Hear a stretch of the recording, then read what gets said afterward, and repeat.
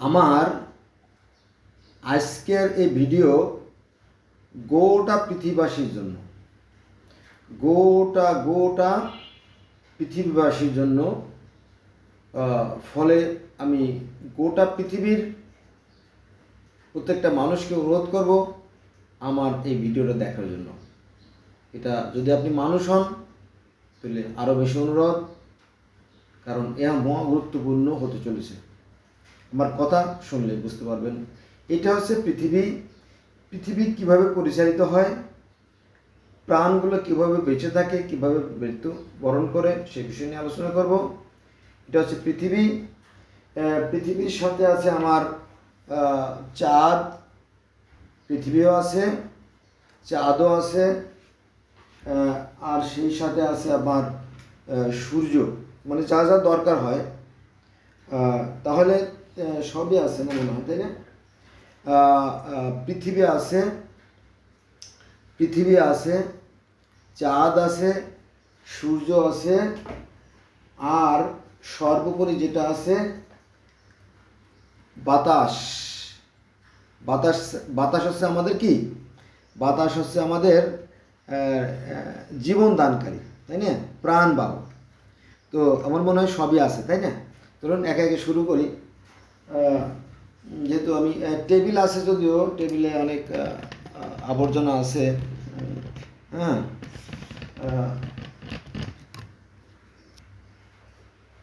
বন্ধুরা, আমার সামনে দেখতে পাচ্ছি এটা হচ্ছে নক্ষত্র, মানে সূর্য। এটা হচ্ছে নক্ষত্র, এটা হচ্ছে পৃথিবী, এটা হচ্ছে আপনার চন্দ্র বা চাঁদ, আর এটা হচ্ছে আপনার বায়ু প্রবাহ আর কি। তো এটা নিয়ে আমি শুরু করব। তো আসুন শুরু করি। এটা হচ্ছে সূর্য। সূর্য যখন পৃথিবীতে তাপ দেয়, সূর্য যখন পৃথিবীর উপরিভাগে তাপ দেয়, তাপ দিলে কিন্তু প্রাণের সৃষ্টি হয়। সর্বপ্রথমে কিন্তু বাতাসের সৃষ্টি হয়। এটার এক্সাম্পল আমি দিব। সেটা হচ্ছে আপনারা যখন আগুন জ্বালাবেন, আপনারা যদি কোথাও আগুন জ্বালান তাহলে দেখবেন যে আগুনের যে লেলিহাম শিখাটা সেটা কিন্তু ঊর্ধ্বের দিকে প্রবাহিত হয় এবং বাতাস তৈরি হয়। আগুন যখন তৈরি হয় তখন কিন্তু বাতাসও তৈরি হয়, এমনকি বাষ্প তৈরি হয়।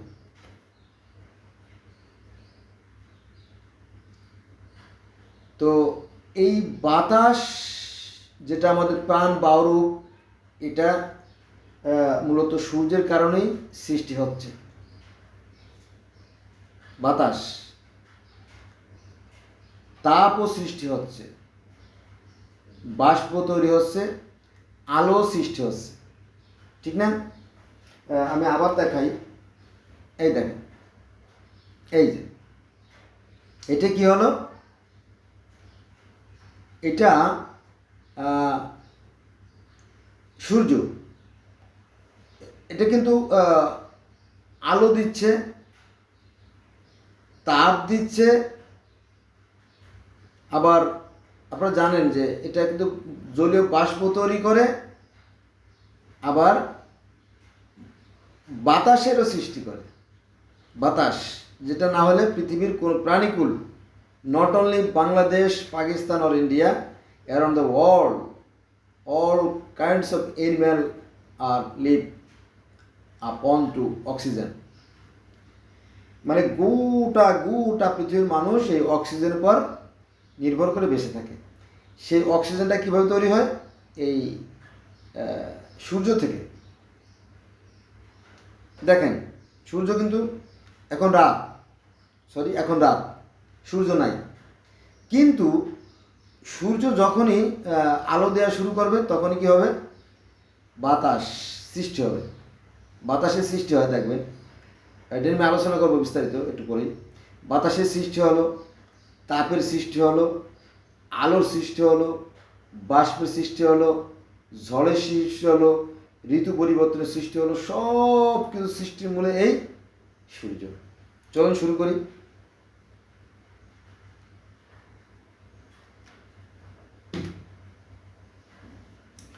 সূর্য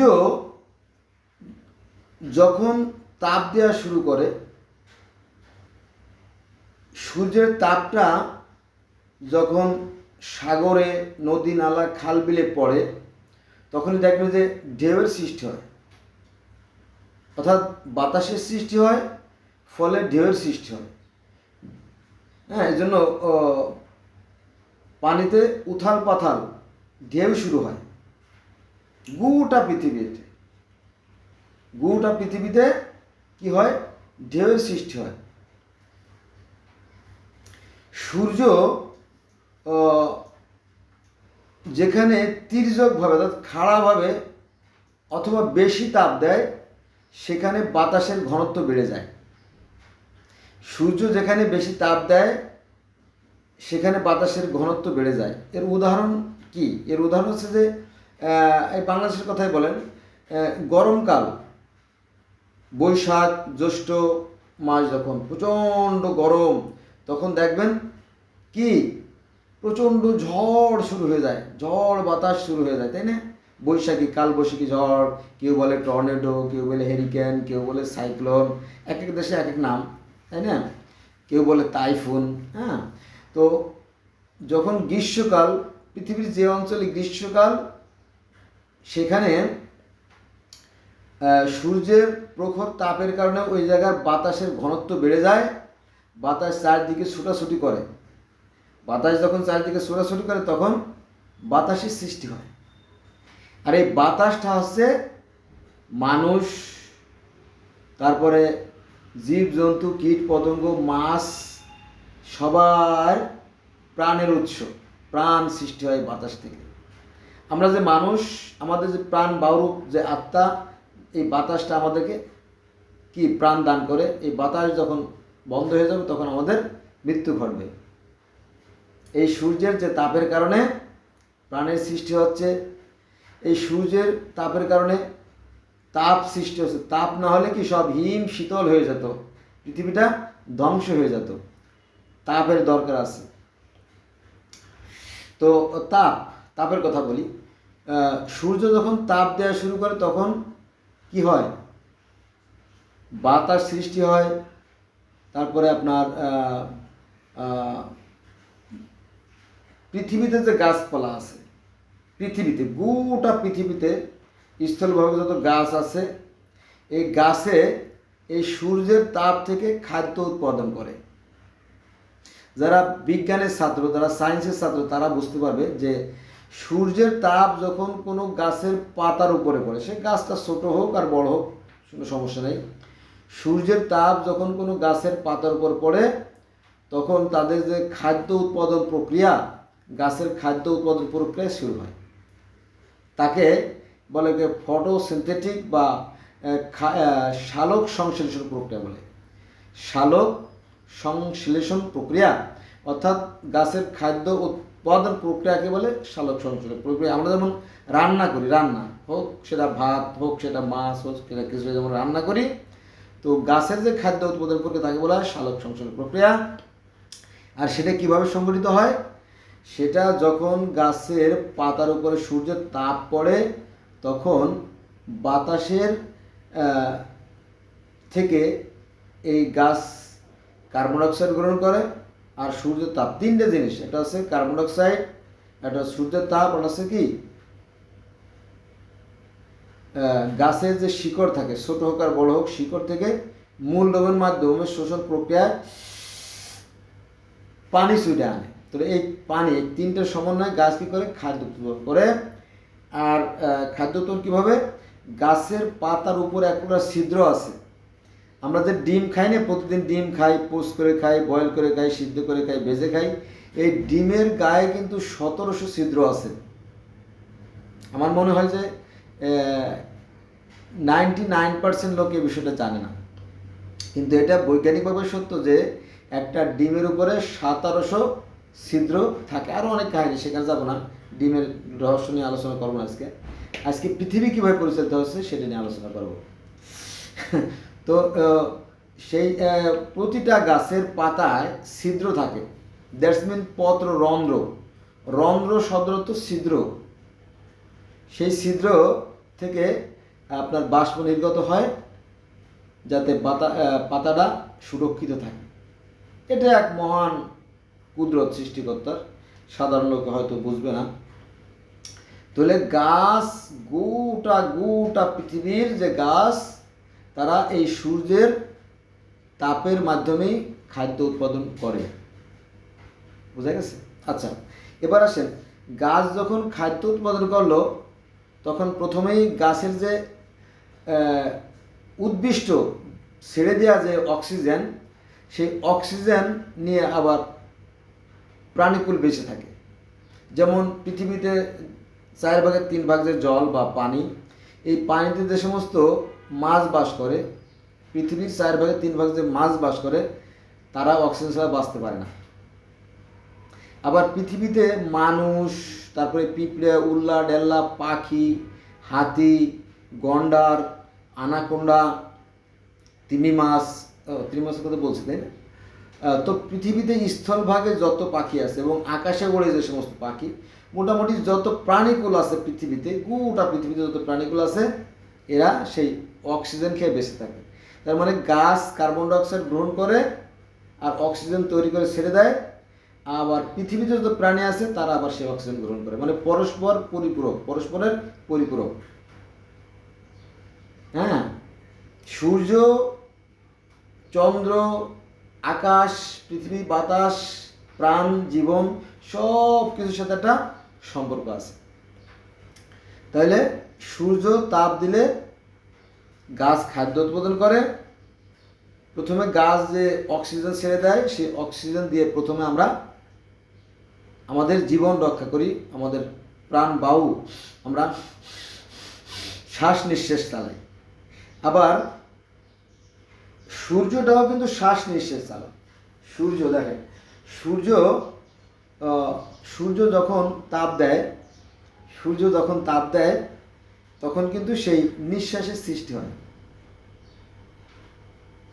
আপনারা এরপর যদি আগুন জ্বালান বা চুলায় আগুন যদি জ্বলে, চুলার উপরে তুলা অথবা হালকা কাগজ রাখবেন, দেখবেন যে ওই কাগজটা উড়ে চলে যায়।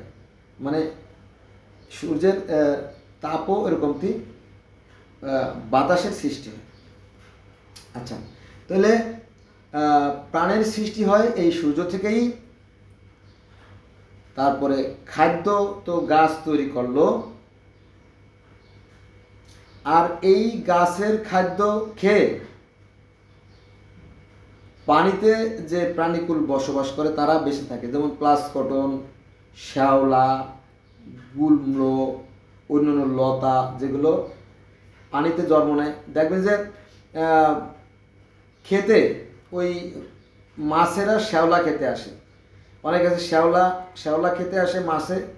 ওই মাছের শ্যাওলা খেতে আসলে বড় বড় রুই মাছ, আমাদের হেডমাস্টার আব্দুল মান্নান সাহেব আছে না, ট্যাঠা দিয়ে, কোচ দিয়ে, সরকি দিয়ে, ফুলকুচ দিয়ে এবার বড় বড় মাছ মারে মানুষ, কিন্তু ওই শ্যাওলা তৈরি হয়।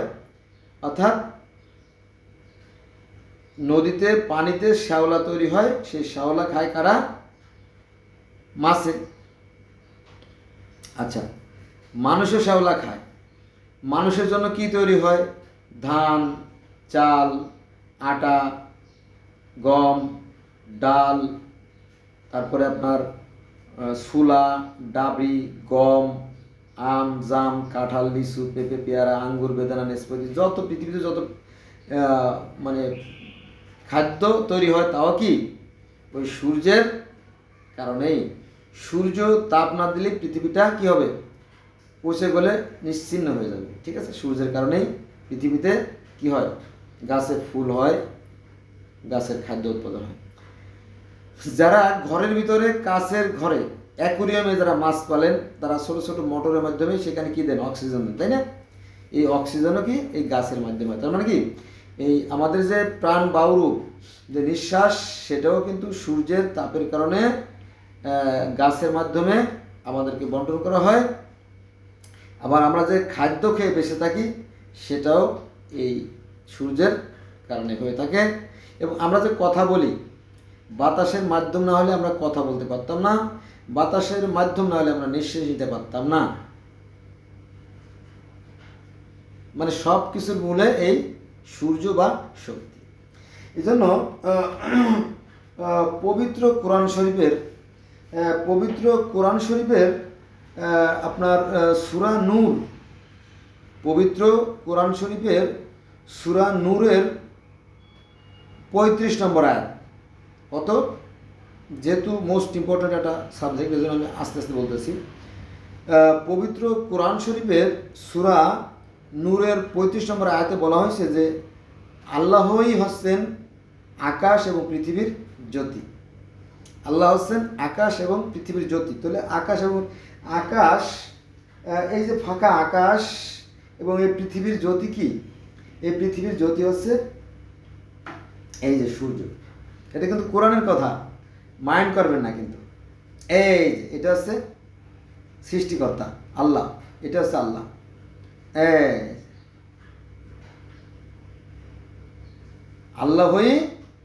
আল্লাহই হচ্ছেন কি? আল্লাহ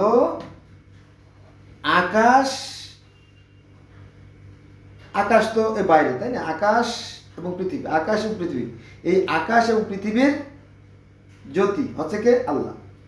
এটা কোথায় আছে? এটা আছে আপনার সূরা নূরের 35 নম্বর আয়াতে। তার মানে এই যে নক্ষত্রকে আমরা যদি আল্লাহর রূপে ধরি, তাহলে সেই গিলগামেশের মহাকাব্য, সেই ঈশ্বর আনু হচ্ছে জ্যোতিময়। তারপরে মিশরীয় ধর্মের যারা অনুসারী তারাও কিন্তু এই সূর্যের পূজা করতো, সেটাও জ্যোতিময়। এবং হিন্দুরাও সূর্যের পূজা করতো, সেটাও জ্যোতিময়। এবং গ্রিক ধর্ম, রোমান ধর্ম, সেখানেও ঈশ্বরের রূপ জ্যোতিময়, অর্থাৎ কাওয়াসের রূপ জ্যোতিময়। এবং কনফুসিয়াস ধর্ম বলেন, তাও ধর্ম, সিন্ত ধর্ম, বাহাই ধর্ম, যত ধর্ম বলেন, তারাও বলে যে একটা কেন্দ্রীয় শক্তি আছে, সেই শক্তির মাধ্যমে পৃথিবীটা কি পরিচালিত হচ্ছে। বোঝা গেছে বিষয়টা? তাহলে আপনারা কোরআন শরীফ, আমি কিন্তু কোরআন শরীফ আছে আমার পাশে। তো আল্লাহ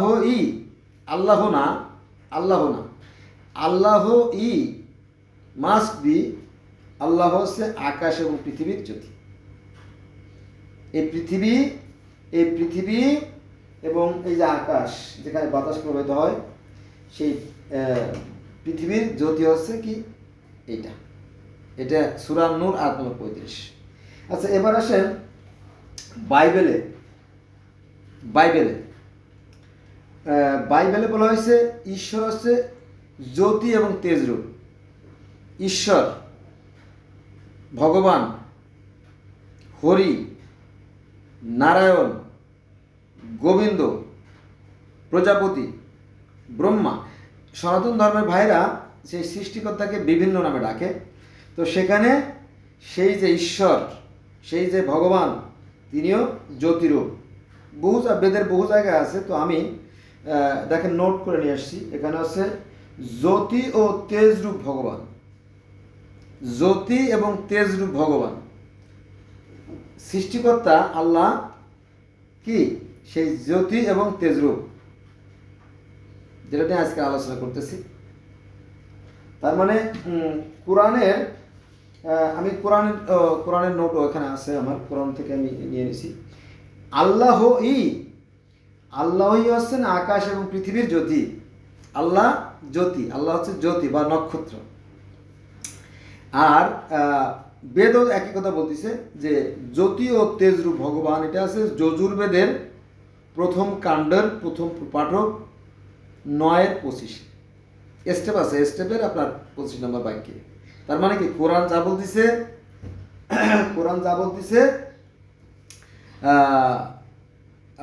বেদও তাই বলতেছে। এবং আপনার গ্রিক ধর্ম, রোমান ধর্ম, মিশরীয় ধর্ম, তারপরে কনফুসীয় ধর্ম, তাও ধর্ম, সিন্ধু ধর্ম, বাহাই ধর্ম, অ্যাস্টিক ধর্ম, মাহাই ধর্ম, ইনকু ধর্ম, পৃথিবীর শত শত হাজার হাজার ধর্ম এই এক কথা বলতেছে যে একটা কেন্দ্রীয় শক্তি আছে, যে শক্তির দ্বারা এই বিশ্ব ব্রহ্মাণ্ড পরিচালিত হচ্ছে। এবার আসেন মোস্ট ইম্পর্ট্যান্ট একটা পয়েন্ট, সেটা হচ্ছে যে বিজ্ঞানী, সায়েন্টিস্ট, এই পৃথিবী সুন্দর করার পিছনে যারা অবদান রেখেছে তারা হচ্ছে কি? এই বিজ্ঞানীরা বলতেছে যে এই যে বিশ্ব ব্রহ্মাণ্ড অর্থাৎ চন্দ্র, সূর্য, গ্রহ, নক্ষত্র, আমার কাছে সবই আছে, তাই না? পৃথিবীতে আছে, চন্দ্র আছে, বাতাস আছে, আকাশ আছে, আছে নক্ষত্র, দেখালাম, তাই না? সবই আছে, মোটামুটি বিশ্বটা আমার হাতের মুঠোয়। তো বিজ্ঞানীরা বলতেছে যে এই যে বিশ্ব ব্রহ্মাণ্ড, এই যে গোটা বিশ্ব ব্রহ্মাণ্ড সুশৃঙ্খল ও সুনিয়ন্ত্রিতভাবে পরিচালিত হচ্ছে। নিঃসন্দেহে এর পিছনে একটা শক্তি আছে, সেই শক্তিকে পৃথিবীর বিভিন্ন মানুষ বিভিন্ন নামে ডাকে। আমরা মুসলমানরা বলি আল্লাহ, খ্রিস্টানরা বলে গড, ইহুদিরা বলে যাহ বা জিহোবা, তারপরে গিলগামেশের মহাকাব্য অর্থাৎ ব্যাবিলনীয় যে ধর্ম, সেখানে আমরা জানি যে সৃষ্টিকর্তা বলে আনু। তারপরে মিশরীয় ধর্মে তারা বলে রা, মানে অদৃশ্য যিনি সৃষ্টিকর্তা। কনফুসিয়াস ধর্মে বলা হয় টিয়ান, সৃষ্টিকর্তা বলে টিয়ান। তাও ধর্ম বলা হয় তাও। তারপরে আপনার পার্সিয়ান ধর্ম বলা হয় আহুরা মাজদা, অর্থাৎ তিনি অদৃশ্য সেই প্রভু, ঠিক আছে। বৌদ্ধ ধর্ম বলা হয় উৎপত্তি দেবতা, পরম ব্রহ্ম, অর্থাৎ যার থেকে সমস্ত সৃষ্টির সূচনা। তারপরে গ্রিক ধর্ম বলা হয় কি কাওয়াস।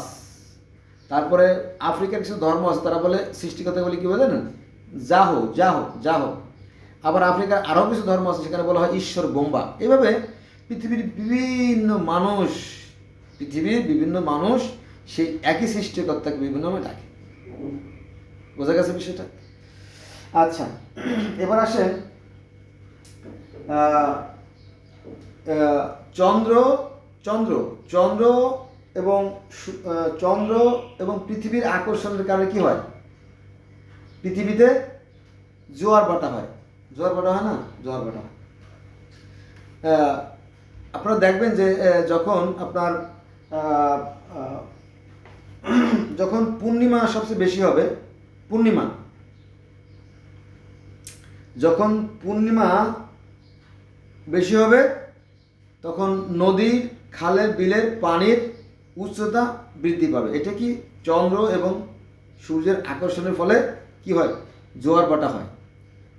আবার সূর্যের তাপ যখন কম পড়া শুরু করে, আজকে আমি যে ভিডিও করতেছি যে এখন হচ্ছে, আজকে হচ্ছে 22/8/2024 সাল, বৃহস্পতিবার। এই বিগত 4-5 দিন ধরে শুধু বৃষ্টি আর বৃষ্টি পড়তেছে, সূর্যের মুখ আর দেখা যাচ্ছে না। এবং রাতের বেলা বেশ কাঁথা নিয়ে শোয়া লাগছে, লেপ কাঁথা গায়ে দিয়ে শোয়া লাগছে। হ্যাঁ, এটা কিসের কারণে হয়েছে? এটাও ওই সূর্যের কারণে। যেহেতু সূর্য কয়েকদিন দেখা যায় নাই, শীতকালে সূর্য যেহেতু একটু হেলে পড়ে, সূর্যের তাপ আমাদের এই অঞ্চলগুলোতে কম পড়ে, ফলে শীতকাল শুরু হয়। আবার যখন বৈশাখ মাসে তখন প্রচণ্ড বেগে যখন সূর্য তাপ দেবে, তখন কি গ্রীষ্মকাল শুরু হয়। তার মানে কি এই সূর্যের তাপের কারণেই কি হয়? গ্রীষ্ম, বর্ষা, শরৎ, হেমন্ত, শীত, বসন্ত, 6 ঋতু 12 মাস। বৈশাখ, জ্যৈষ্ঠ, আষাঢ়, শ্রাবণ, ভাদ্র, আশ্বিন, কার্তিক, অঘ্রাণ, পৌষ, মাঘ, ফাল্গুন, চৈত্র, তারপরে বৈশাখ। এই যে 12 মাস, 6 ঋতু, এবং এক ঋতুতে প্রকৃতিতে এক রকম রূপ, রস, গন্ধ, আহা মরি এ কি সৌরভ রাজ্যে এসে পড়িলাম, তাই না? কত সুন্দর করে, কত বিচিত্র করে, কত রঙিন করে এই পৃথিবী সৃষ্টিকর্তা সৃষ্টি করছে। এক ঋতুতে প্রকৃতিতে এক রকমের শস্য ভাণ্ডারে পরিপূর্ণ থাকে, তাই না? এখন আজকে হলো 22/8/24, প্রচুর ইলিশ মাছ। দেখেন, সেই 1600, 1800, 2400 টাকার ইলিশ মাছ মাত্র 300 টাকা।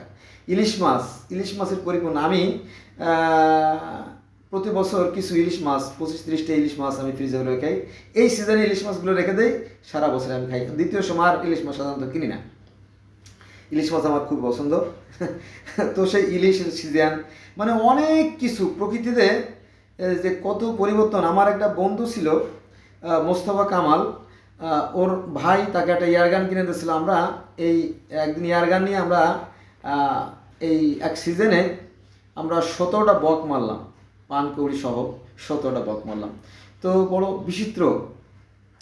তারপরে মাছ মারার যে কাহিনী সেগুলো বিচিত্র সব, এক এক ঋতুতে এক রকমের বৈচিত্র্য। হ্যাঁ, শাপলা তোলা, মাছ মারা, পাখি মারা, কী সব দারুণ গল্প জীবনে রয়ে গেছে, ঘটে গেছে। যাও, তো এরকমটি মানে যা কিছু আমাদের চারপাশে যে সমস্ত খেলা দেখতেছেন না কেন, সব কিছু মূলত এই শক্তির খেলা। এই সমস্ত দিক গবেষণা করে বিজ্ঞানীরা বলতেছে যে এই যে বিশ্ব ব্রহ্মাণ্ড সুশৃঙ্খল সুনিয়ন্ত্রিত পরিচালিত হচ্ছে, নিঃসন্দেহে এর পিছনে একটা শক্তি আছে। সেই শক্তিকে পৃথিবীর বিভিন্ন ডাকে ঘটনা শক্তি। তারপরে এই জিনিসটা দেখানো হয় নাই, সূর্য যখন তাপ দেয় তখন কিন্তু বাতাসের সৃষ্টি হয়, সেটা তো বলছি, তাই না? আর বলা দরকার নাই। রাতের বেলা যখন সূর্যের কিরণ থাকে না, প্রখরতা থাকে না, তখন দেখবে সূর্যের তাপও কমে যায়, বাতাসও শীতল হয়, তাই না? গরমের দিনে আমরা গরমে অস্থির হয়ে যাই, তাই না? দাপাদাপি করি, গাছতলা আশ্রয় নেই, বা বারবার গোসল করি, ঠান্ডা পানি খাই, বরফ খাই, কিন্তু রাতের বেলা কিন্তু ঠিকই আবার ঠান্ডা পড়ে, একটা ঘুম হয়, মোটামুটি স্বস্তি লাগে, তাই না?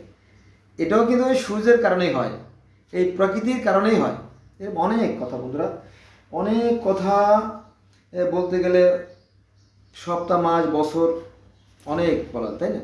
এখন এই যে আপনার পৃথিবী থেকে যে আপনার যে মহাশূন্য বা আকাশের দূরত্ব, এখানে বলা হয়েছে যে শূন্য থেকে অর্থাৎ পৃথিবীর উপরিভাগ থেকে 12 কিলোমিটার পর্যন্ত এই জায়গাকে বলা হয় ট্রোমোস্ফিয়ার। কি বলা হয়? ট্রোমোস্ফিয়ার। এটা হচ্ছে 0 থেকে 12 কিলোমিটার পর্যন্ত বিস্তৃত। এখানে মেঘ হয়, মেঘ। জানেন তো যে সূর্য যখন তাপ দেয় তখন নদী, নালা, খাল, বিল, হাওড়, বাওড়, জলাশয়, ডুবা, পুকুর, আপনার গ্লাস, বালতি, ঘটি, নোটা, বদনা, যেখানে যত পানি আছে আপনি কাপড় শুকাইতে দেন, সেখান থেকে এই পানিগুলো সূর্যের তাপে শুষে নিয়ে যায় একটা নির্মল পানিটা, আবার সেটা মেঘাকারে উঠে যেখানে যেখানে বৃষ্টির প্রয়োজন প্রকৃতির নিয়মে সে সমস্ত জায়গা, সেখানে আবার বৃষ্টি হয়। একটা কথা আছে, প্রবাদ বাক্য আছে যে ঘনা গমে বৃষ্টি, অর্থাৎ বেশি গরম পড়লে বুঝতে হবে যে বৃষ্টি নামতে পারে। এটা কিন্তু সেই প্রকৃতিরই খেলা, আমরা এই প্রকৃতিরই সন্তান। আবার প্রকৃতির সাথে একদিন মিশে যাব, তবে কর্মফল থেকে যাবে, কর্মফল নেই সারেঙ্গা। যাও, তো 0 থেকে 12 কিলোমিটার পর্যন্ত বিস্তৃত হচ্ছে মেঘ, বৃষ্টি, বজ্রপাত, শিশির, হ্যাঁ, প্রাকৃতিক যে সকল ঘটনা ঘটে, মাউন্ট এভারেস্টের উপরে যে ঘটনা, বরফ জমে, সবই কি মাউন্ট এভারেস্টের উচ্চতা যদিও 8.75 কিলোমিটার, 8.75 কিলোমিটার। তো এই যে প্রকৃতিতে সমস্ত খেলা সব এই সূর্যের কারণে বা এই প্রকৃতির কারণে হয়ে থাকে। আমাদের জীবন, আমাদের মরণ, আমাদের মৃত্যু এবং আর্দ্রতার মাধ্যমে জীবনের সৃষ্টি হয়। কি দিয়ে শিখাবো আপনাদের? আর্দ্রতার মাধ্যমে একটা ফল, মনে করেন একটা বীজ, এই বীজটা যদি আর্দ্রতা পায় তাহলে এটা অঙ্কুরিত হয়ে একটা কি হবে? গাছ হবে। তা না হলে কিন্তু গাছ হবে না।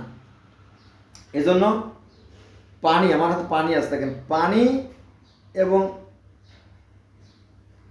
তাপ দুইয়ের সমন্বয়ে আর্দ্রতা সৃষ্টি হয়। পানি এবং তাপ এই দুইয়ের সমন্বয়ে যখন আর্দ্রতা সৃষ্টি হয়, আর্দ্রতা সৃষ্টির ফলে কিন্তু জীবের সৃষ্টি হয়। এই জিনিসটাকে যদি আমি পানিতে রাখি, একটা কলা, এটাকে যদি আমি পানিতে রাখি তাহলে এটা পচে যাবে, পচে গলে পানির সাথে পানি হয়ে যাবে একসময়, হয়তো মাস, সপ্তাহ, বছর পরে।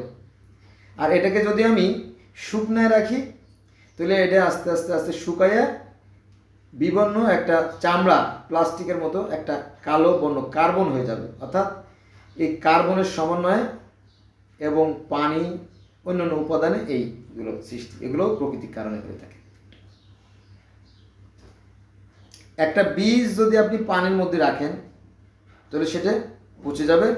আর যদি শুকনায় রাখেন, মনে করেন যে একটা ধান বীজ, এটা যদি আপনি গোলায় রেখে দেন 1 বছর 2 বছর 3 বছর 5 বছর 30 বছর 50 বছর 100 বছর, তাহলে গোলায় থেকে যাবে, সেটা কি অঙ্কুরিত হবে না, অর্থাৎ নতুন ধান হবে না। কিন্তু ওইটা যদি আপনি মাটিতে রাখেন, তাহলে মাটি যেহেতু শীতল আর সূর্যের তাপ যেহেতু গরম, তো দুয়ের সমন্বয় কী হবে, এই গাছটা অঙ্কুরিত হবে, অর্থাৎ কুড়ি বেরোবে, তারপর আস্তে আস্তে বড় হবে, নির্দিষ্ট সময় পরে আবার ধান, নতুন ধানের জন্ম। এটাই প্রকৃতির বিধান, আমরাই প্রকৃতিরই সন্তান। তাই এই পৃথিবীতে যত মানুষ আছে সবাই আমরা ভাই ভাই। আর সৃষ্টিকর্তা, যিনি সৃষ্টির শক্তি, তিনি কি করছেন, পৃথিবীতে যত প্রাণীকুল আছে, পাখি, প্রাণী, গাছ, মানুষ, মাছ, প্রত্যেকের সমানভাবে জ্ঞান দিয়ে দিয়েছে। যার জ্ঞান বেশি সেই মানুষটা ধর্ম প্রচার করে, আর যে মূর্খ তাকে সে জ্ঞান দেয়। এই মানুষের সাথে মানুষের পার্থক্য, আর কোনো পার্থক্য নেই। আচ্ছা, যেটা বলছিলাম যে 0 থেকে 12 কিলোমিটার পর্যন্ত আছে কি ট্রোমোস্ফিয়ার, এবং 12 কিলোমিটার থেকে 50 কিলোমিটার পর্যন্ত স্ট্রাটোস্ফিয়ার।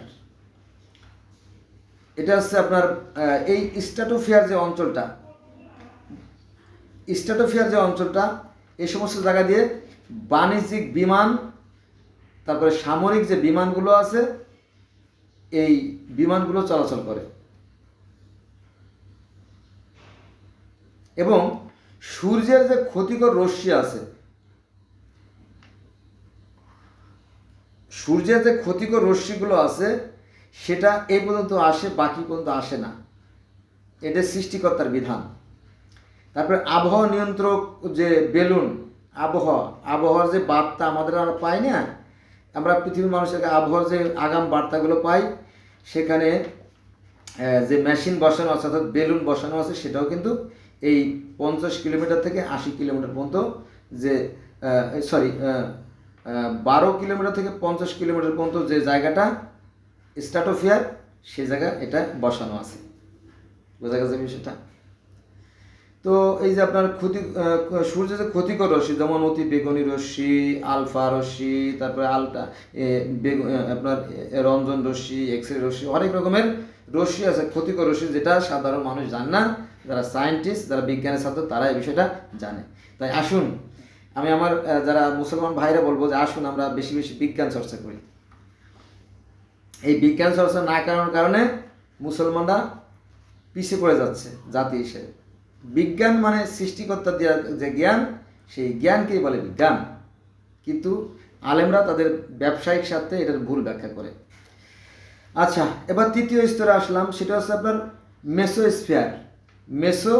এটা হচ্ছে আপনার 50 কিলোমিটার থেকে 80 কিলোমিটার পর্যন্ত। এখানে বাতাস কিন্তু পৃথিবীর কাছাকাছি যে বাতাসটা কিন্তু ঘন বাতাস, কিন্তু এই 50 থেকে 80 কিলোমিটার এই অঞ্চলটায় বাতাসের ঘনত্ব হালকা। এখানে উল্কা এসে জ্বলে যায়। কোথায় উল্কা এসে জ্বলে যায়? 50 থেকে 80 কিলোমিটার যে জায়গাটা, সেখানে উল্কা এসে বাতাসের সংস্পর্শে আসলে উল্কা কি জ্বলে পুড়ে ছাই হয়ে যায়। তারপরেও মাঝে মাঝে 2-1টা উল্কাপিণ্ড পৃথিবীতে এসে পড়ে। মহাশূন্য থেকে যে নবযান এখানে এলে আগুনের গোলা সৃষ্টি হয়। আপনার মহাশূন্য থেকে যখন আপনার যে মহাযান যখন পৃথিবীতে পড়া শুরু করলে দেখবেন যে একটা আগুনের গোলা, অর্থাৎ এই পৃথিবীর যে অক্সিজেনের ঘর্ষণের ফলে যে আগুন জ্বলে ওঠে, আর সেটাও ঘটে এই 50 থেকে 80 কিলোমিটার এরিয়ার ভিতরে। যারা আপনার মহাশূন্য যান পৃথিবীতে নামতে উঠতে দেখেন, তাদের জন্য এটা আর কি ক্যাপসুল বলি আমরা। ক্যাপসুলে করে পৃথিবীতে নামে, ভয়ঙ্কর ব্যাপার আপনারা দেখে নিন। আচ্ছা, এবার আমরা প্রথমে আসলাম 0 থেকে 12 কিলোমিটার আছে ট্রোমোস্ফিয়ার, তারপরে 12 থেকে 50 কিলোমিটার আছে স্ট্রাটোস্ফিয়ার, এবং 50 থেকে 80 কিলোমিটার আছে মেসোস্ফিয়ার, এবং 80 কিলোমিটার থেকে 700 কিলোমিটার পর্যন্ত এর থার্মোস্ফিয়ার বলা হয়। মানে এক একটা স্তরের নাম দেওয়া হয়েছে। তো কারো মতে 100 কিলোমিটার পর্যন্ত আর কি বলা হয়। মহাকাশের শূন্য তাই কারমান লাইন বলা হয় আর কি। কেউ কেউ এই 80 কিলোমিটার থেকে 700 কিলোমিটার, আবার কেউ কেউ বলে 80 কিলোমিটার থেকে 100 কিলোমিটার পর্যন্ত আর কি, মানে 1000 কিলোমিটার পর্যন্ত যে জায়গা সেটাকে বলা হয় এই থার্মোস্ফিয়ার। এখানে সামান্য বাতাস আছে, উপরে গেলে বাতাস নাই, কারণ উপরে তো বাতাসের প্রয়োজন নাই। বাতাসের প্রয়োজন কার জন্য? এই জীবের জন্য।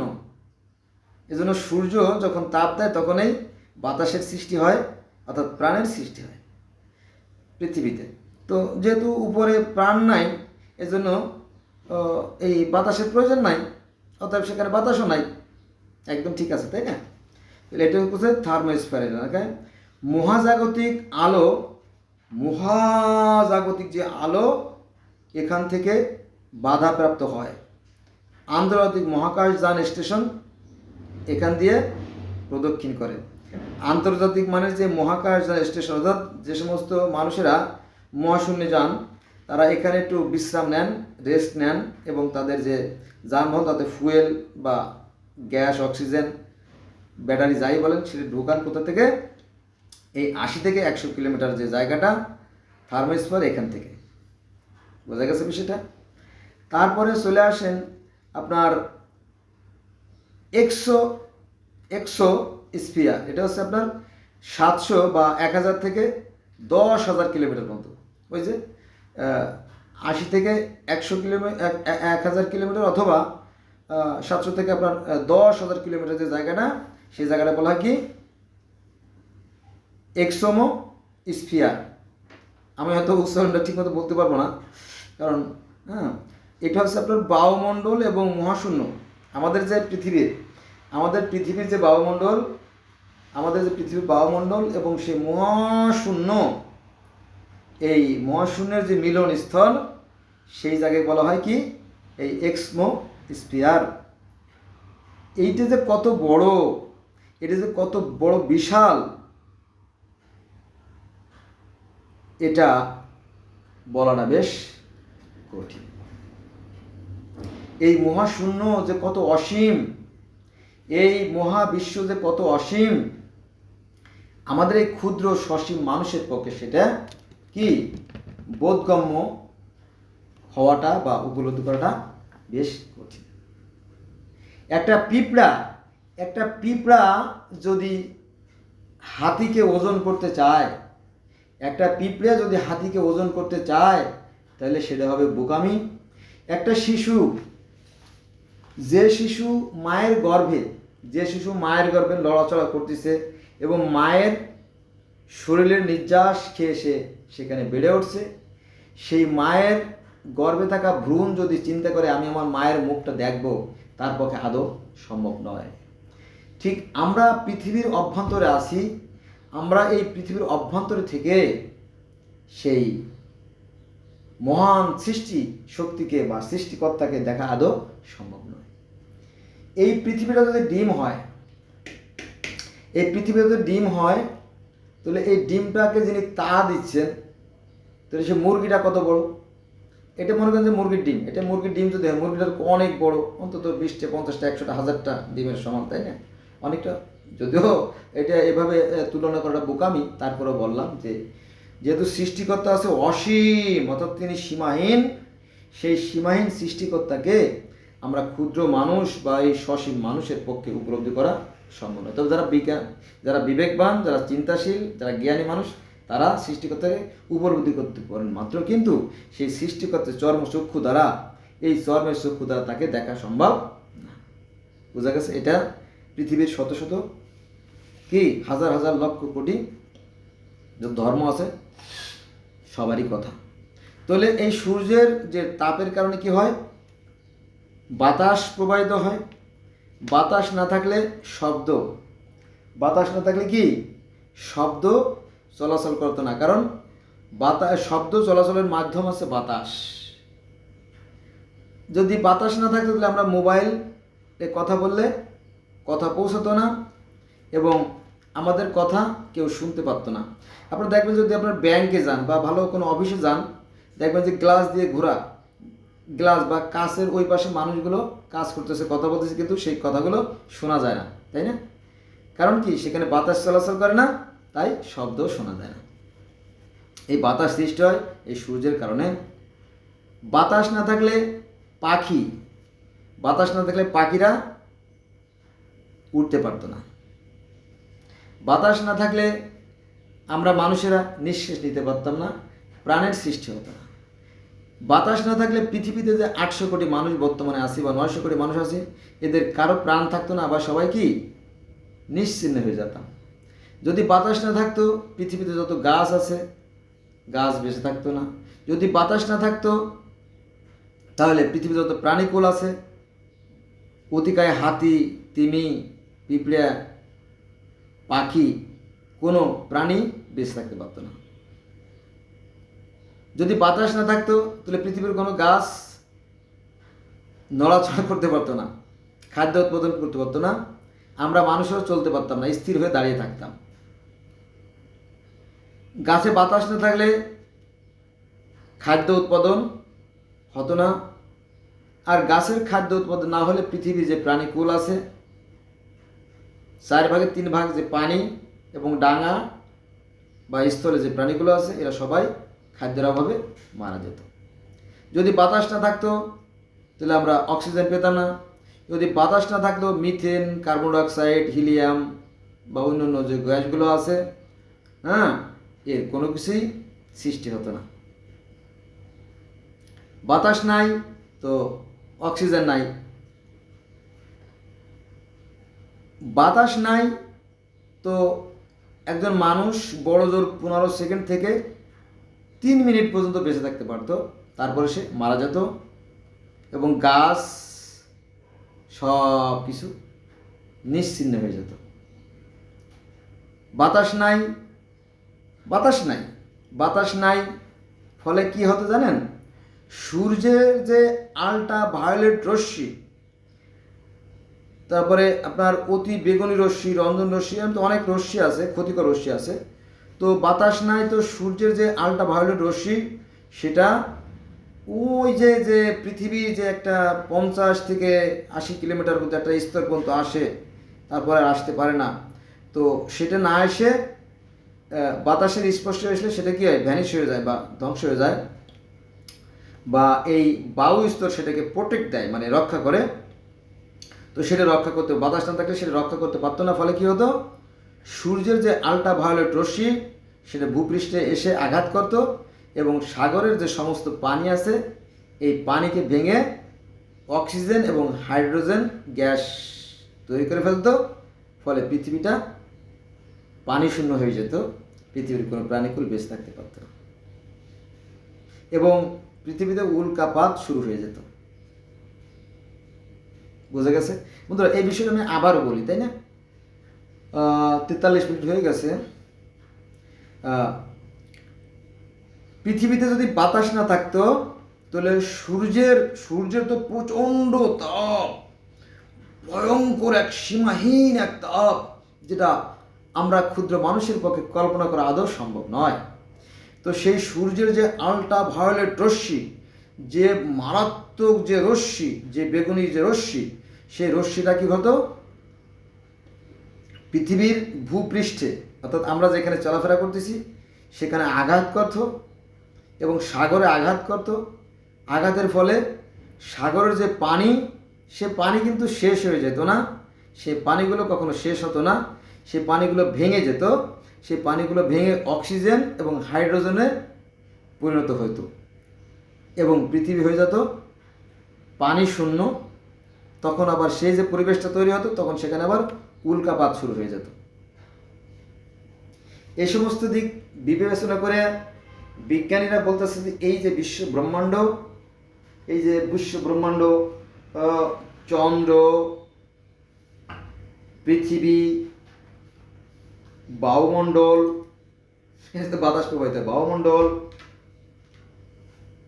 নক্ষত্র, এটা হচ্ছে নক্ষত্র বানাইছেন, এটা আমার নক্ষত্র, আমার বাচ্চাদের পড়ার টেবিলের নক্ষত্র। বন্ধুরা, আপনারা আসলে আমার বুকা বা পাগল মনে করেন না, আমি সায়েন্সের ছাত্র ছিলাম এবং প্রথমে খুব ভালো না করতে পারলেও সেখানে আমার লিটার মার্ক আছে, সায়েন্সের লিটার মার্ক আছে। এটা মজার বিষয় হচ্ছে যে আহ, আহ, আমি এমনি ইসলামী স্টাডিতে মাস্টার্স করা, আবার কারিয়ানা করা, মাদ্রাসা লাইনের ছাত্র, আবার আমি সায়েন্সেরও ছাত্র। এসএসসিতে আমার সায়েন্স ছিল, আবার ডিগ্রিতে আবার ইংলিশ ছিল, আবার আমি 21 বছর মেরি স্টপসে কাজ করছি, মানে মেডিকেল সায়েন্সেও কাজ করছি। তারপরে আমার এলাকায় পথকলি, ক্রান্তিকাল, সাপ্তাহিক এদের বিভিন্ন পত্রপত্রিকায় লেখালেখি করছি, এখনও করি। তারপরে মেডিকেল মানে বিজ্ঞানেরও ছাত্র, ইংলিশের ছাত্র, মেডিকেলের ছাত্র, বিজ্ঞানের ছাত্র ইত্যাদি মিলে মোটামুটি দু একটা কথা বলার চেষ্টা করি আর কি। তো এই যে আমরা মানুষ, আমরা কি মরে যাব? না, আমরা কখনোই মরব না, আমরা অনন্তকাল টিকে থাকব।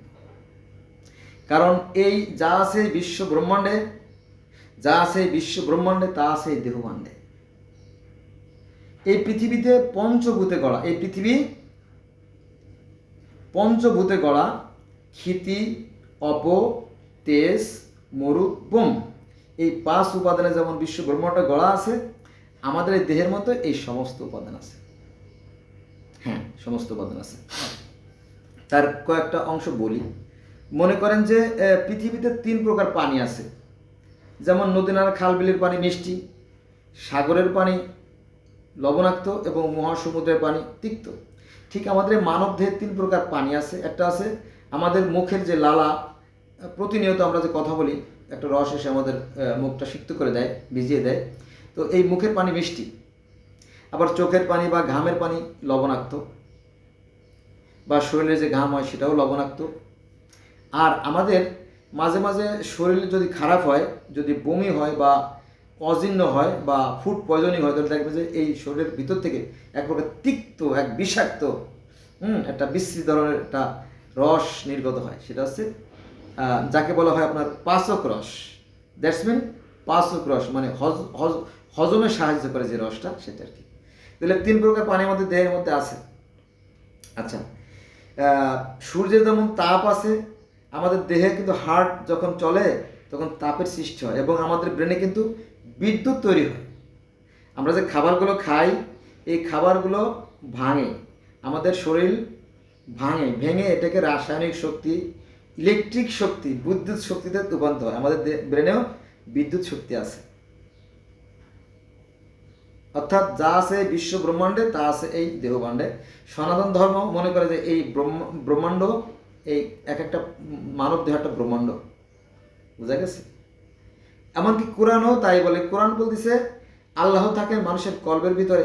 আল্লাহ মানুষের ভিতরে থাকলে তো, তাই না, একটা মানুষের একটা অনুরূপ, যদিও মানুষ সৃষ্টিকর্তা না।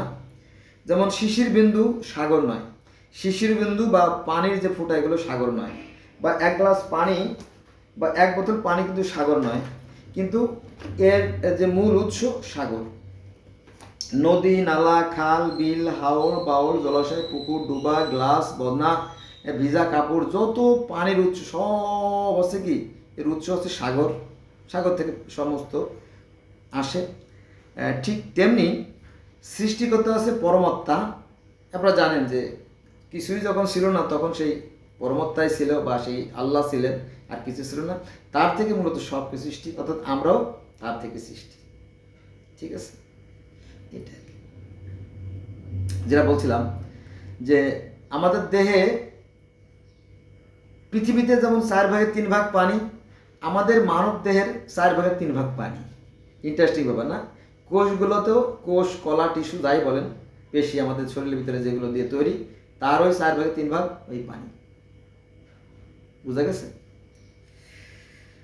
আচ্ছা, পৃথিবীতে দেখবেন বাতাস ঘূর্ণায়মান, আমাদের শরীরের ভিতরে একদম মাথার তালু থেকে পার পাতা পর্যন্ত বাতাস ঘূর্ণায়মান। বলেন ভাই এই কথাটা মানতে পারলাম না, এটা আমি বুঝে দিচ্ছি, শোনেন। আমরা যখন বাতাস গ্রহণ করি, আমরা যখন নাক দিয়ে বা মুখ দিয়ে বাতাসটা নেই, তখন আমাদের ফুসফুসের ভিতরে বাতাসটা যায়, ভাল্ব আছে, বল্ব আছে, এই বলের মধ্যে যায়। বলের থেকে আবার ক্ষুদ্র ছিদ্র দিয়ে আপনার নেট আছে, নেট আমরা যেমন কম্বল গায়ে দিই শীতকালে, ওরকম কম্বল আসে, লোমস কিছু স্তর আছে, এরকম 4-5টা স্তর ভেদ করে এই বাতাস থেকে অক্সিজেনটা, শুধুমাত্র অক্সিজেনটা রক্তের সাথে মিশে যায়। এটা যদি আমার বিশ্বাস না করেন, যারা মেডিকেল সায়েন্সের লোক বা যারা সায়েন্টিস্ট বিজ্ঞানী, তাদের কাছে জেনে নিয়ে, ঘটনা 100% সত্যি। তো এই অক্সিজেনটা আমাদের রক্তের সাথে মিশে যায়। যদি কেউ সিগারেট খায় তাহলে তার সাথে কার্বন যায়, যদি নোংরা পরিবেশ থাকে তার সাথে কিছু দূষিত পদার্থ রক্তের সাথে মিশে যায়, সে অসুস্থ হয়। আচ্ছা, রক্তের সাথে যখন মিশে যায় তখন রক্ত আবার মাথার তালু থেকে পা পর্যন্ত ঘোরে। তার মানে কি, বাতাসটাও জায়গায় ঘোরে। যেমন আমি ঘরের মধ্যে বসা আছি, আমার আশেপাশে অনেকগুলো রুম, এই 10তলা বিল্ডিংয়ে, এই 10তলা বিল্ডিংয়ের কত রুম আমি গুনে বলতে পারবো না, অসংখ্য অসংখ্য রুম। এবং আমিও অনেকগুলো রুমের মাঝখানে বসা আছি, ঠিক আছে। কিন্তু এখানে বাইরের আলো ঢুকতেছে, আবার বাতাসও ঢুকতেছে, অবিশ্বাস্য না? এজন্য কোরআন শরীফ বলতেছে তোমরা সৃষ্টি সম্পর্কে চিন্তা করো, তাই না? সেটা বলে নাই কোরআন, তা বলে নাই। কোরআন শরীফ বলতেছে যে তোমরা সৃষ্টি সম্পর্কে গভীরভাবে চিন্তা করো, think about the earth deeply. মানে এই পৃথিবী সম্বন্ধে, এই সৃষ্টি সম্বন্ধে তোমরা চিন্তা করো, not only think but also deeply think. শুধু চিন্তা করো না, গভীরভাবে চিন্তা করো। কার কথা? সেই সৃষ্টিকর্তা আল্লাহর কথা, কোরআনের কথা, নবী মুহাম্মদের কথা, বিজ্ঞানের কথা, সৃষ্টিকর্তার কথা। বোঝা গেছে? আমরা কি চিন্তা করি?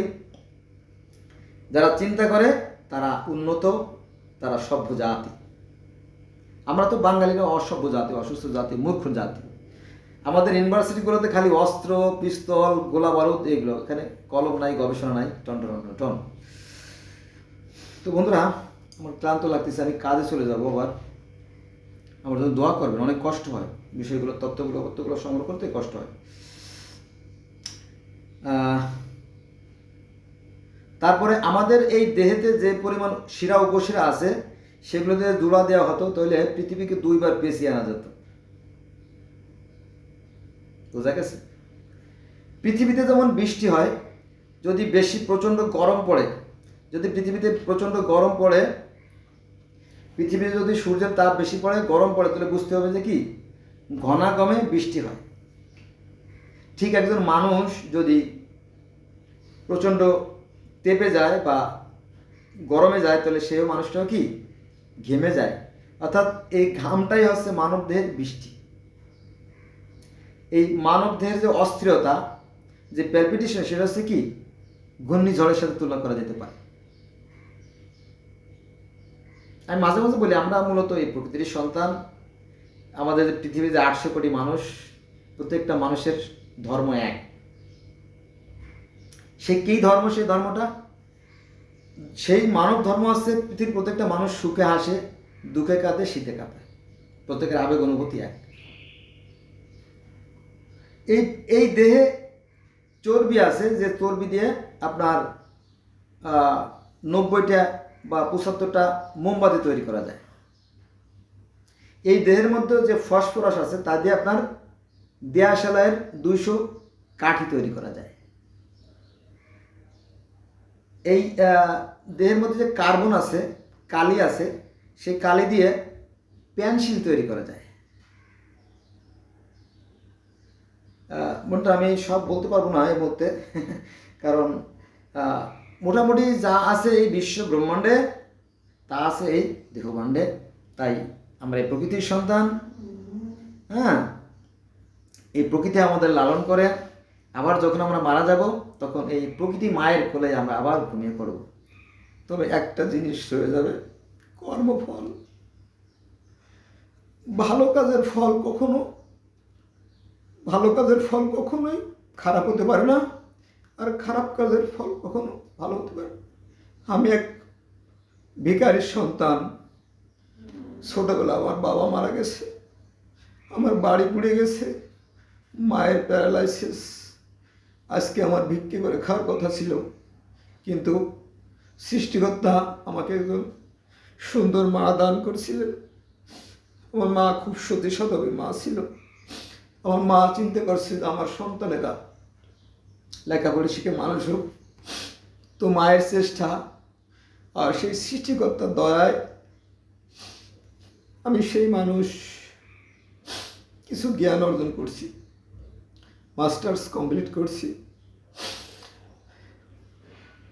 অনেক লেখালেখি পড়াপড়ি, অনেক জ্ঞান আল্লাহ আমাকে দিয়েছে। তার কিছু জ্ঞান আপনাদেরকে শেয়ার করে থাকি, আর কিছু না। আমি যখন ক্লাস 6-এ পড়ি তখন কিষাণ বিক্রি করতে গেছি জয়নগরের হাটে। আমাদের গোপালগঞ্জের কাশিয়ানী থানার জয়নগর হাট থেকে আমি ওটা কাজলা, দভা, কুড়োপাড়া ওই সমস্ত অঞ্চলে কিষাণ বিক্রি করতে গেছি।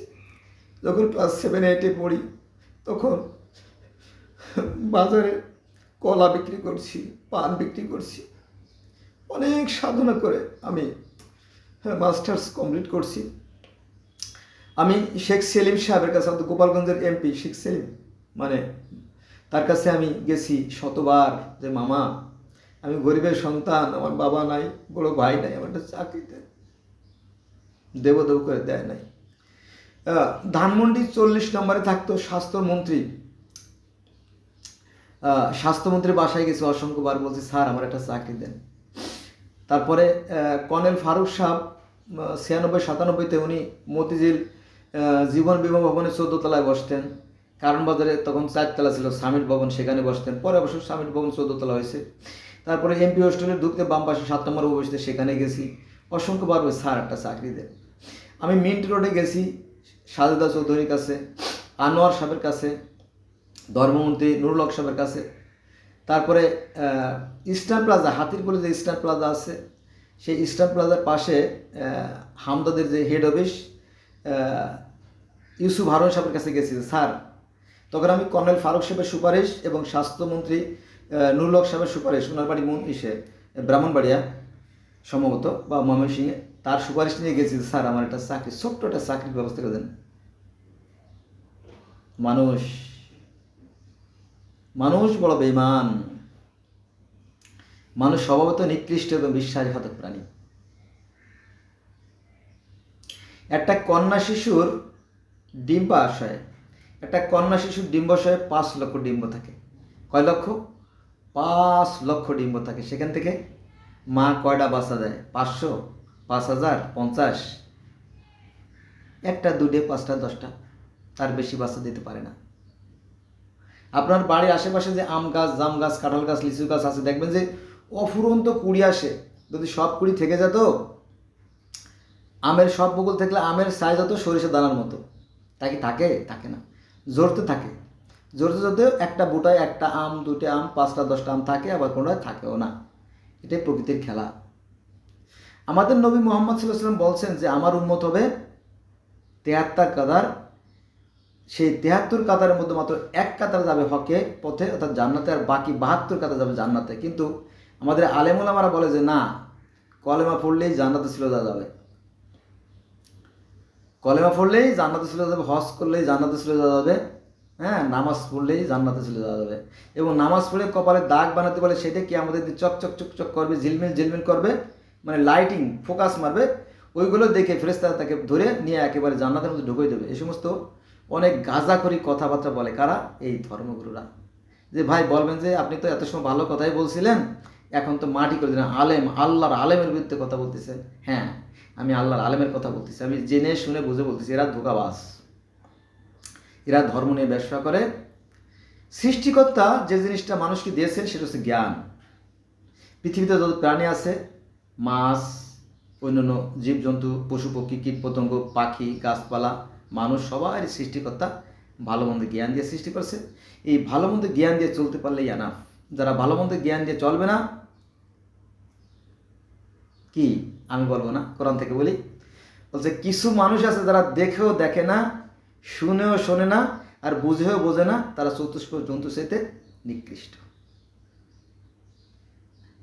আজকে হচ্ছে 22/8/2024 সাল, বৃহস্পতিবার। গত 5/8/2024 সালে প্রধানমন্ত্রী শেখ হাসিনা পালায় ভারত চলে গেছেন এবং তার যে সাঙ্গপাঙ্গ যারা ছিল, মনে করেন যে যত এমপি, যত মন্ত্রী, যত সচিব, যত ডিজি, হ্যাঁ, পুলিশের আইজি, সব পালাই গেছে। এগুলো সব চোর, এগুলো সবই চোর। হ্যাঁ, সব চোর। ওই শতকরা একজন বললে ভুল হবে, হাজারে হয়তো দু একজন ভালো লোক থাকতে পারে। হাজারে কথা কেন বললাম? কারণ আমি পৃথিবীর বিভিন্ন ধর্মের একজন ছাত্র। আপনারা জানেন আমার আশেপাশে যে ভিডিওগুলো আছে, পৃথিবীর বিভিন্ন ধর্মের একজন ছাত্র আমি।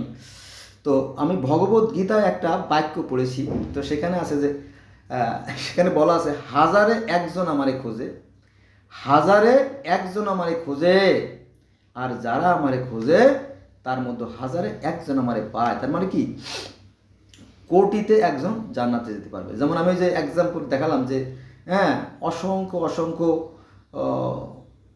ডিম থেকে দু একটা মানুষ জন্ম নেয়, অসংখ্য অসংখ্য ফুলের মুকুল থেকে খুব কম ফল জন্ম নেয়। এই যে আমাদের বাইরে দেখবেন নিম গাছ, মেহগনি গাছ, এত পরিমাণ ফুল আসে, পরে থাকে না, দু একটা থাকে। কাঁঠাল গাছে দেখবেন যে একটা কাঁঠাল গাছে হাজার খানেক কাঁঠালের কুশি আসছে, কুশি বলি আমরা, বা কাঁঠালের বাচ্চা। তো একটা গাছে 1000 কাঁঠাল থাকে, দেখা গেলো যে 1000 বা 2000 বা 5000 কাঁঠালের কুশি আসছিল বটে, কিন্তু কাঁঠাল আছে কটা? 5টা, 10টা, 20টা বা 100টা, এরকম, তাই না? বা 500টা থাকতে পারে, এরকম তো ঘটে থাকে বাস্তবে। তো এটা প্রকৃতি কিন্তু নির্বাচন করে। তো আপনাকেও এবং আমাকেও প্রকৃতি নির্বাচন করবে, যারা সৎকর্মশীল। ওই যে মানে একটা কথা আছে, example is better then person. মানে ভালো কাজের ফল কখনোই খারাপ হতে পারে না, আর খারাপ কাজের ফল কখনোই ভালো হতে পারে না। এটাই মূল বিষয়। কোরআনও তাই বলে, এবং সূরা আল বাকারার 62 নম্বর আয়াতে তাই বলা হয়েছে যে যারা তারা জান্নাতে যাবে। কারা জান্নাতে যাবে? যারা সৃষ্টিকর্তায় বিশ্বাস করে আর যারা সৎকর্ম করে। জান্নাতে যাওয়ার শর্ত আছে 2টা। নামাজ পড়লেই জান্নাতে যাওয়া যাবে না, রোজা থাকলেই জান্নাতে যাওয়া যাবে না, আর হজ করলেই জান্নাতে যাবে না, আর কলেমা পড়লেই জান্নাতে যাবে না। জান্নাতে যাওয়ার জন্য সৎ কাজ। আর এখানে ওই একই কথা, যে মিতের মা সেই মা হয় স্যার। যদি আপনার বা আমার যদি সত্যিকার অর্থে সেই সৃষ্টিকর্তার প্রতি বিশ্বাস থেকেই থাকে, তার দ্বারা আর কি অন্যায় কাজ হতে পারে না। এই আবার আমাদের, আমি যেহেতু মুসলমানের সন্তান, বুঝতে পারছেন তো, টুপি দাড়ি। তো নামাজ মোস্ট ইম্পর্ট্যান্ট যে সাবজেক্ট, নামাজ, আমার 5 ওয়াক্ত নামাজ পড়ি।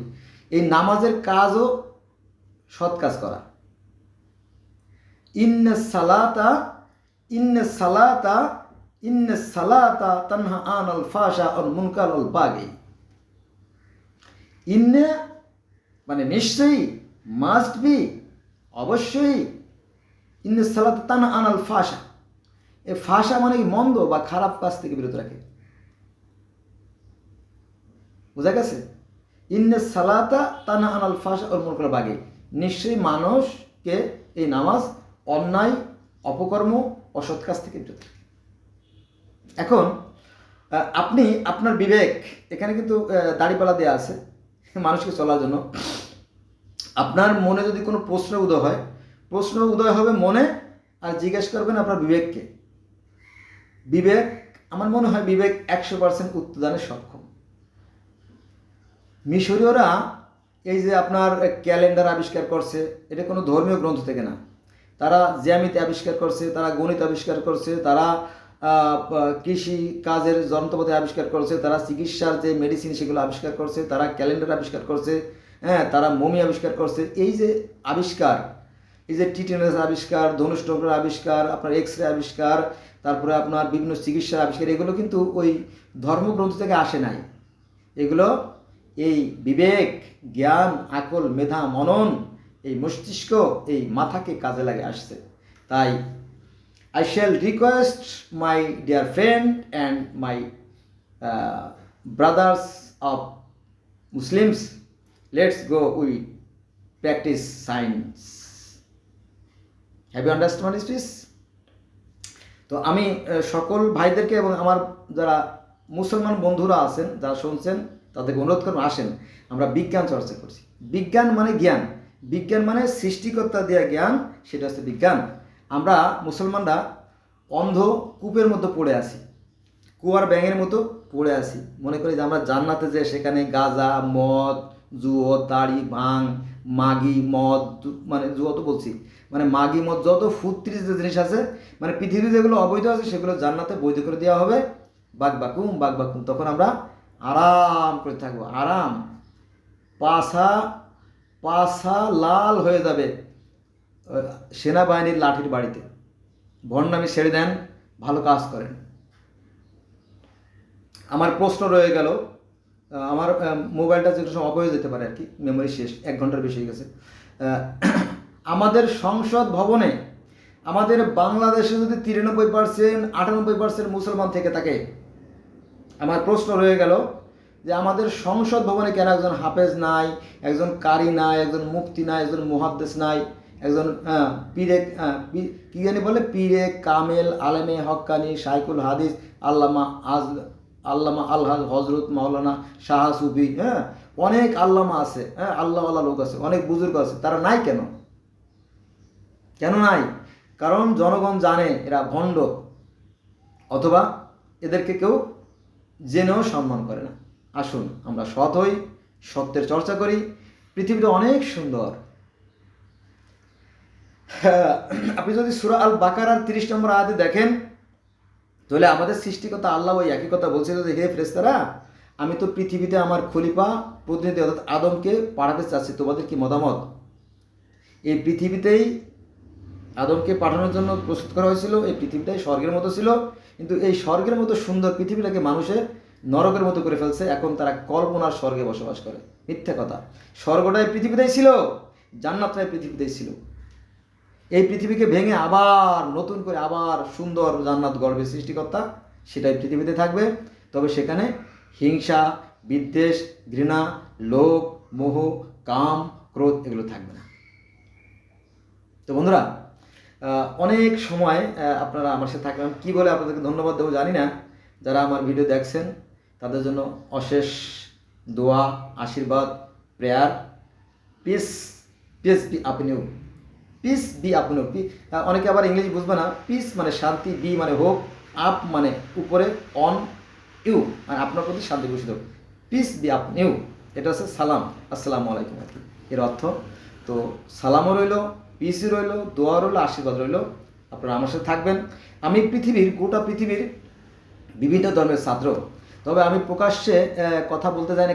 কারণ জানেন, যে যত বড় মূর্খ সে তত বড় ধার্মিক। আমার কল্লাটা কেটে ফেলবে, তো আমার কথা বলা বন্ধ হয়ে যাবে।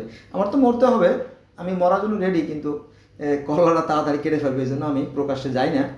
যদি আমি পৃথিবীর সমস্ত ধর্ম সম্বন্ধে জানি, পৃথিবীতে ধর্মের সংখ্যা 4300, তার মধ্যে প্রায় 200 সম্বন্ধে আমি জানি। তো আজকে এই পর্যন্ত রইল। সবাই ভালো থাকবেন, আমার জন্য দোয়া করবেন। ধন্যবাদ সবাইকে।